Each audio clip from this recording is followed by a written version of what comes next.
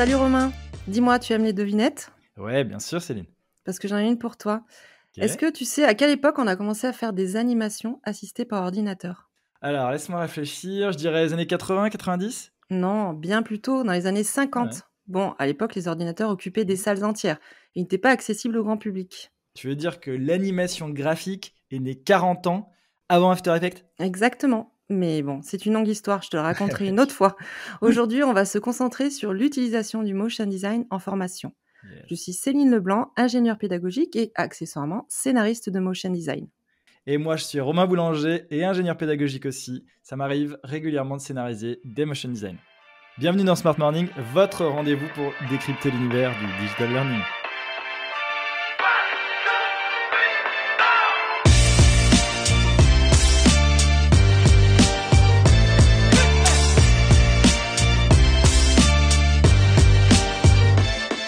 Alors, bienvenue à tous pour ce deuxième épisode du Smart Morning en version podcast.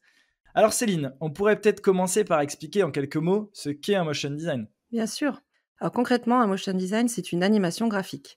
C'est Ok. l'art de donner vie à des formes, des typographies, des personnages, etc. grâce au mouvement. Ok. En général, c'est une animation courte avec laquelle on cherche à porter un message précis à l'attention du public. Ok. C'est pour ça que c'est beaucoup utilisé dans le domaine du marketing d'ailleurs. Mais en discutant là, je me rends compte d'une chose. Le motion design, c'est pas juste dans la pub. Ça fait vraiment partie de notre quotidien de concepteur pédagogique. Oui, c'est normal parce que le motion design est devenu Ouais, incontournable dans la formation depuis quelques années. ouais, c'est vrai. C'est rare d'ailleurs qu'il n'y ait pas de motion design dans les modules de formation qu'on produit. Mais ça vient de quoi d'après toi cette présence du motion design en formation? Alors, il y a pas mal de raisons, mais pour commencer, je dirais que cette modalité correspond bien aux aspirations de notre société. Aujourd'hui, on a envie d'apprendre autrement. Tu as déjà entendu parler d'edutainment? Et du quoi? Tu veux dire le... Edutainment. Ah ok. Tu veux dire le fait de former et de divertir en même temps. Oui, c'est ça. Alors, avec un motion design, tu peux à la fois faire passer des messages pédagogiques et plonger les apprenants dans un univers un peu plus fun. Ok, donc le motion design, ça s'utilise beaucoup quand on veut gamifier la formation, par exemple. Alors, on peut gamifier sans utiliser le motion design. Et là, je renvoie nos auditeurs au précédent podcast sur la gamification.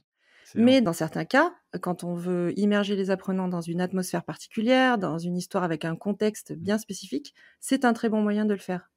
Ok, mais en formation, on ne passe pas toujours par du storytelling ou du jeu. Alors dans ce cas, un motion design, finalement, ça a quel intérêt? Et ça en a plein. Si tu analyses les motion design qu'on produit chez Smart Canal, pour la plupart, ce ne sont pas de Mm. simples habillages. Ce sont des animations qui sont véritablement là pour soutenir l'apprentissage. Ok, tu veux dire que cognitivement, l'animation peut avoir un intérêt. Exactement. Le motion design a une plus-value interprétative, ce que n'a pas forcément un simple diaporama ou une vidéo réaliste. Ok, tu m'as un peu perdu là. Qu'est-ce que tu veux dire par plus-value interprétative? Je veux dire que, par exemple, l'animation permet parfois de déformer ou d'augmenter la réalité de telle manière que certains phénomènes deviennent plus facilement perceptibles ou compréhensibles. Ok, tu as des exemples précis? Je sais pas moi, imagine que tu veuilles expliquer en quoi certains éléments nutritifs contribuent à la croissance d'une plante. Alors Ok. bien sûr, tu peux fixer une caméra pendant plusieurs semaines face à la plante, puis faire un time-lapse. Mais ça Ouais. prendrait un temps fou et ça n'expliquerait pas grand-chose. Alors qu'il te suffit de 30 secondes de motion design pour expliquer le même phénomène avec en plus la possibilité d'animer des molécules d'azote, de phosphore, de potassium pour montrer comment la matière se transforme. Ah oui, là, on visualise bien effectivement la plus-value pédagogique. Mais bon, on n'a pas toujours besoin de montrer des phénomènes aussi complexes, on est d'accord. Est-ce qu'il y a d'autres contenus pour lesquels tu penses que le motion design a un intérêt pédagogique? Oui, dès qu'on souhaite montrer ou expliquer une relation qui est dynamique, par Hmm. exemple des principes de fonctionnement, des logiques de cause à effet, des processus, une succession d'étapes, et cetera. On entend beaucoup dire aujourd'hui que le motion design sert à illustrer des concepts. Qu'est-ce que t'en penses, toi? Alors je dirais oui et non. Si c'est juste pour donner la définition du concept, franchement, ça n'a aucun intérêt. En Ouais. revanche, si on a besoin de s'appuyer sur une analogie pour expliquer le concept, Hmm. par exemple en faisant un parallèle avec la vie quotidienne, dans ce cas, le motion design est un vrai plus. Ok, attends. Pourquoi est-ce que c'est avec toi que je discute du motion Ah, design? d'accord. Mmh. Après tout, t'es conceptrice, ingénieure pédagogique comme moi, pas graphiste. Tu raison et tu pourrais aussi avoir cette conversation avec un graphiste. Mais, dans le domaine du digital learning, la scénarisation des animations est souvent faite par un concepteur pédagogique. Tu veux dire que dans nos métiers, motion design, ça commence d'abord par un script. Et oui, ça n'est pas très sexy, mais c'est essentiel en formation. Toute animation commence par un texte rédigé en collaboration avec les experts métiers. Et la phase du storyboard, elle est forcément faite par le concepteur aussi? En fait, tout dépend vraiment de la nature du motion design à produire. Si c'est une animation à fort message pédagogique, alors, en général, c'est le concepteur qui scénarise chacun des écrans. Mais si l'objectif est de faire une animation qui est esthétiquement plus aboutie, tu vois, si on cherche davantage à stimuler les sens, à déclencher une émotion, alors dans ce cas, le concepteur laissera plus de liberté au motion designer. Donc si je résume, il faut trouver le juste équilibre entre émotion, univers et message pédagogique. Exactement. Et c'est la force du digital learning sur mesure, de Ok. faire en sorte que la forme serve le fond en accord avec les besoins des experts. Oui, c'est vrai. Et moi, je trouve que les motion design contribuent vraiment à rendre les modules uniques pour nos clients comme pour les apprenants.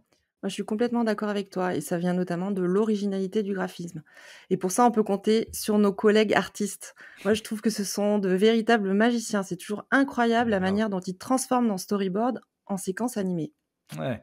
Alors justement, en vrai, on sait que c'est pas de la magie, mais plutôt une combinaison d'art et de technique au service de la formation. Mais concrètement, qu'est-ce qu'on peut faire techniquement dans un motion design à part des transitions et des effets d'apparition et de disparition? Plein de choses. Tout dépend du niveau d'animation souhaité, Ok. et ce niveau a un prix. Ça peut aller de simples gifs animés à des transformations plus complexes, des métamorphoses de forme ou de texte. Et tu peux aussi avoir des choses plus simples, des effets de zoom, des déplacements d'objets, le long de trajectoires, et cetera. Ok Céline, tu as parlé de niveau d'animation et dans notre jargon, on parle de motion design de niveau 1 et de niveau 2. Alors, c'est quoi pour toi la différence entre ces deux niveaux?